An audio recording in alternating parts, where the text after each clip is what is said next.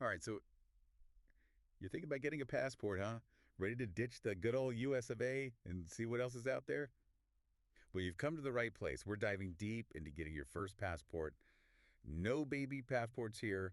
We're talking adulting. Yeah, those little passport cards with the baby pictures, adorable, but we're past that now, right? Exactly. And to make sure we're giving you the best advice, we've been scouring all sorts of resources. We've got the official travel.state.gov website. Can't go wrong with that. Nope. Plus, we've got some insider tips from travel guru Manisha Muki's YouTube channel. You know Manisha, right? Oh, yeah, tons of great info on her channel. Love her. And just for good measure, we even sprinkled in some gems from the county office folks, so we've got all our bases covered. That's right, we've got all the angles. No stone unturned. So buckle up, because we're about to break this whole passport process down into bite-sized pieces. Think of it like a passport recipe. I like that, a passport recipe. Nice. We're giving you all the ingredients, the step-by-step instructions, and even some pro tip to make sure your passport application comes out perfectly cooked. And trust me, you don't want to end up with a half-baked passport application. Nope, definitely not. All right, so step one, before we even start gathering documents and filling out forms, we got to make sure you're actually eligible to apply. Yeah, that's important. Right. Now, the travel.state.gov website has this super handy checklist, definitely worth checking out. It can save you a ton of time and headaches down the road. I've seen too many people rush into things without checking first, and well, it's not pretty. No, not pretty at all. Yeah. So let's play a little game. Ready? Hit me. Okay, is this your very first U.S. passport ever? Let's say yes for the sake of the game. Perfect. Yeah. All right, next question. Were you under 16 when you last got a passport? Still yes. Okay. Has your current passport decided to play hide and seek? You know, lost, stolen, or maybe it took an unexpected swim. Oh, no. Let's say no to this one. All right, good news. One more question. Was your last passport issued more than 15 years ago? That's a tough one. Let's say yes, just to cover all our bases. All right, so based on our little game, we've got 2 yeses. That means, drum roll please, you're going to have to apply in person. Now, hold on just a second. There might be some exceptions here, right? Oh, you're right. Like if you already have a passport book, that little booklet thingy, That's the one. and you're just applying for a passport card, you know, that wallet-sized version for land and sea trips, you might be able to skip the whole in-person thing. Same goes if you've got the card and need the book, but it's always best to double check, right? Absolutely. Head over to the travel.state.gov website. They've got all the details. Yeah, they're the passport gurus. Okay, so you've confirmed you're eligible. One hurdle down. Now let's tackle step 2, filling out the application. And guess what? Yeah. You don't even need to break out those fancy pens or worry about your handwriting, because travel.state.gov has this awesome online form filler tool. You had me at no handwriting. Right, it's a lifesaver. And here's the best part. You only print the form after you've filled it out online. That's genius. Less chance of messing things up. I like it. Exactly. Less room for errors. But even with this handy-dandy tool, there are still some insider tips to keep in mind. Insider tips. Always love those. First up, make sure you complete every single section. Sounds obvious, but trust me, people miss things all the time. Yeah, sometimes the obvious things are the easiest to overlook. Exactly. Second tip, when you print that bad boy out, make sure it's single-sided. Oh, the passport people are picky about that, huh? Oh, yeah, they are. And last but definitely not least, don't sign that form until a passport agent tells you to. I've heard stories about people signing too early and having to start the whole application over. Oh, I bet. Now, if you're planning on becoming a jet setter, racking up those passport stamps like a boss, do yourself a favor and request the larger passport book with the extra pages. It's free. Yep, no extra cost. Trust me, you'll thank yourself later when you're not panicking about running out of space for those precious visa stamps. Been there, done that. All right, step 3 is all about proving you're a U.S. citizen. It's like that scene in a movie where they ask for your papers, but instead of a shadowy alleyway, it's a brightly lit passport office. Much less dramatic. Definitely. So gather up those original documents, folks. No photocopies allowed here. We're talking your birth certificate, or if you were born abroad, a consular report of birth abroad. What if you're a naturalized citizen? Oh, good point. Then you'll need your certificate of naturalization or certificate of citizenship. And if you're lucky enough to already have a valid U.S. passport, that'll do the trick too, as long as it's not damaged. But what if you're like me and get nervous about parting with your original documents, even temporarily? I hear you. Those documents are precious. But don't worry, travel.state.gov has you covered. They'll actually mail your original citizenship document back to you about a month after you receive your passport. Oh, that's good to know. Phew. Right. It's just a temporary separation. Speaking of being prepared, have you seen that Manisha Mookie video where she talks about those poor folks who forgot to bring photocopies of their citizenship and ID documents? Oh, yeah, that one's a classic. Right. It's like a passport horror story. Mhm. So learn from their mistakes, people. Pack those photocopies. Photocopies are your friends. Absolutely. All right. That brings us to step 4. Photo ID. You'll need a valid ID, like your driver's license. And if your primary ID is from a different state than where you're applying, you'll need a second form of ID as backup. So, like if you've got an out-of-state driver's license. Yep, exactly. Yeah. You might need to bring something like a passport from another country, a military ID, or a government employee ID. The full list is on the travel.state.gov website. But those are the common ones that trip people up. For sure. Oh, and remember, Manisha's golden rule. Photocopies, photocopies, photocopies. She's a big advocate for bringing copies of both sides of your driver's license or state ID just to be safe. Never hurts to be extra prepared.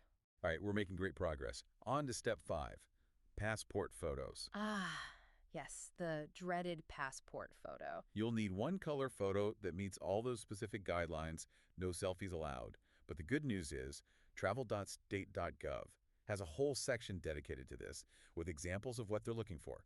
No need to stress. Sounds easy enough. Oh, and if you're wondering where to get those magical photos taken, Manisha recommends hitting up places like CVS, Walgreens, or Walmart. They're usually pretty familiar with the whole passport photo thing. Makes sense, they do it all the time. Probably pros at this point. Pretty much. Next up is step 6, fees.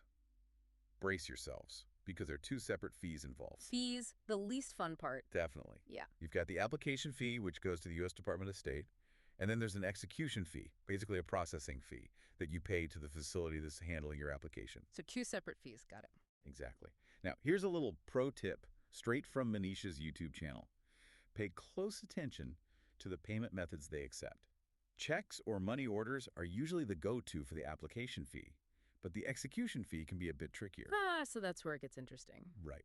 Some places might take credit cards or cash, but others might not, so it's always a good idea to come prepared with multiple payment options just in case. Wouldn't want to get all the way there and not be able to pay. Nope, that would be a disaster. Oh, and Manisha also tells this funny story about someone who had to leave because they filled out their check wrong. So double check those numbers, folks. Travel.state.gov even has a handy-dandy fee calculator on their website to help you out. Okay, we're in the home stretch now. Step 7, finding an application location. This part can be a little tricky because there are a couple of different options. Options. Gotta love options. If you're not in a rush, you can apply at a passport acceptance facility like your local post office or library. But if you need that passport ASAP, you'll want to head to a passport agency or center. So one's more like the scenic route, the other is the express lane. Got it. Yep, that's a great way to put it. And the best part is, the U.S. Department of State website has a location tool where you can find facilities near you and even schedule appointments if needed. No more playing phone tag or waiting in line forever. Exactly. Oh, and one more thing. Both Manisha Mookie and the county office YouTube video mentioned that there's a process for getting your passport super quickly if you have a real travel emergency, like if you need to fly out in the next couple of days. Like a family emergency abroad or something. Yep, exactly. We won't go into the details here, but if you ever find yourself in that situation, just drop us a comment and we can point you in the right direction. All right, we've covered a lot of ground here in part 1. I know it's a lot to digest, but you're doing great. You're practically passport pros already. I know, right? Take a moment to jot down any questions you have. Maybe head over to the travel.state.gov website and familiarize yourself with those resources. And we'll be back in part 2 to guide you through the rest of this passport quest. So don't go anywhere. Stay tuned. All right, welcome back to the deep dive, everyone. Hope you grabbed a snack and are ready for more passport fun. Yeah, we're not done yet. Last time we covered all that pre-application stuff, making sure you're eligible, gathering documents, that kind of thing. The prep work. Exactly. But now we're moving on to the main event, the moment you've all been waiting for, attending your passport appointment. It's showtime, baby. Time to put all that hard work to the test. Now, I know appointments can be a little nerve-wracking, but think of it this way. You're one step closer to holding that shiny new passport in your hands. Plus, we're here to give you all the tips and tricks to ace that appointment like a pro. So let's dive into step 8, attending your appointment. First things first, Make sure you arrive on time, even a little early if you can. Yeah, punctuality is key. And dress presentably. You don't need to wear a ball gown or a tuxedo, but, maybe skip the sweatpants and flip-flops. Unless you're going for that, I just rolled out of bed and conquered the world. So, maybe save that for after you get your passport. Fair enough. And here's another important tip. Treat the passport agent with respect. They're just doing their job, and they want to help you get that passport. Oh, yeah, remember that story Manisha told about the guy who yelled at the passport agent and got his application delayed? Oh, I do. Not a good look. Nope, not at all. Hmm. Little kindness goes a long way, folks. So you've arrived on time, you're looking sharp, and you're channeling your inner Zen master. Now what? Well, during your appointment, the passport agent will review your application, your documents, your photo, make sure everything is in tip-top shape. It's like a mini inspection, but don't worry, they're on your team. Exactly. They'll also witness your signature on the application, to make it all official and legit. Super official. Then, But- once everything's been given the thumbs up and you've paid those fees, Ugh, the fees. I know, but gotta do what you gotta do. Anyway, once you've paid, you'll get this super important receipt with your application tracking number on it. Guard that receipt with your life. For real, it's how you'll track your passport's progress. Speaking of tracking, that brings us to step 9, tracking your application status. The final countdown. You can easily do this online through the U.S. Department of State website. Just enter your last name, date of birth, and those last 4 digits of your Social Security number, and bam, you'll be able to see where your application is in the process. It's like a little passport adventure, but online. So once you've submitted your application, it usually takes a couple of weeks for the status to change to in process. And Manisha had a good point about not freaking out if your new passport arrives before you get your original citizenship document back. Yeah, they often come in separate mailings, so don't panic if you get one before the other. Now let's talk timelines. The standard processing time, according to the travel.state.gov website, is currently 4 to 6 weeks for routine applications. But remember, that doesn't include mailing time. Right, you got to factor that in. So realistically, you're looking at about 6 to 8 weeks total. If you're in a time crunch, remember you can expedite the process for an extra fee. Worth it. Cuts the processing time down to 2 to 3 weeks, but again, gotta add in that mailing time. Yeah, I've got a pro tip for all you super planers out there. If you're really cutting it close, consider hand delivering your application to a passport agency, paying for expedited processing, and opting for overnight return shipping. That's the super express lane. You got it.